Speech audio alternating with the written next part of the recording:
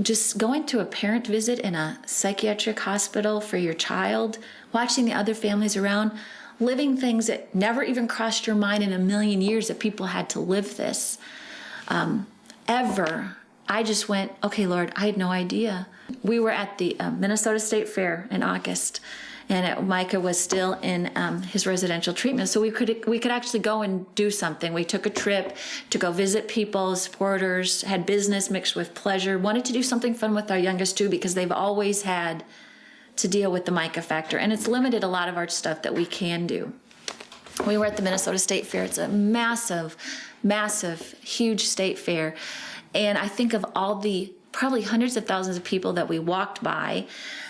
God had us walk right after lunch by this family that this very large teenage boy was just draped out on the ground on this pavement, and the parent, a dad and a sister and a grandmother and somebody else were standing there, and he's a big boy, probably over 6 feet, and I just looked at him and I saw he was having a temper tantrum, and there's a police officer standing there, and I went, Jared, he's special needs. We got to go help him. He's just pitching a fit.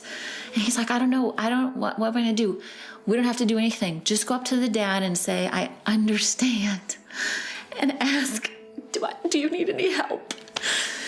And, we hesitated. We went right up because we saw the policeman. We think, okay, this policeman does not understand the situation. Jared walks over to the guy and he asks, just puts his hand on the man's shoulder, and he said his special needs. And he said, yeah. He's hungry. He just dropped onto the ground because he's hungry. He wanted to eat right then. And Jared just said, you know what? We understand. I asked, what's his name? Ben. Okay. I just got in front of the policeman. I didn't even really notice the policeman, perfectly honest. I just got in front of the policeman, and by this time Ben had sat up, and he's a big guy. And I just touched his arm, and I just thought of Micah. I said, Lord, I'd want someone to help us when we were having problems with Micah. I said, Ben. He just looked at me and I said, I heard you're hungry. Do you want to go get something to eat? Now, we're surrounded by food. It's not going to be difficult to meet his needs. He goes, I want a cheeseburger and French fries. I said, okay, I see one right there. And his family, which we carry that load, we carry that burden too, they just immediate relief that somebody was there to help him, because everybody else, thousands of people, walk by and stare at you. They have no idea, and you're not angry that they don't know. They can't know what you live.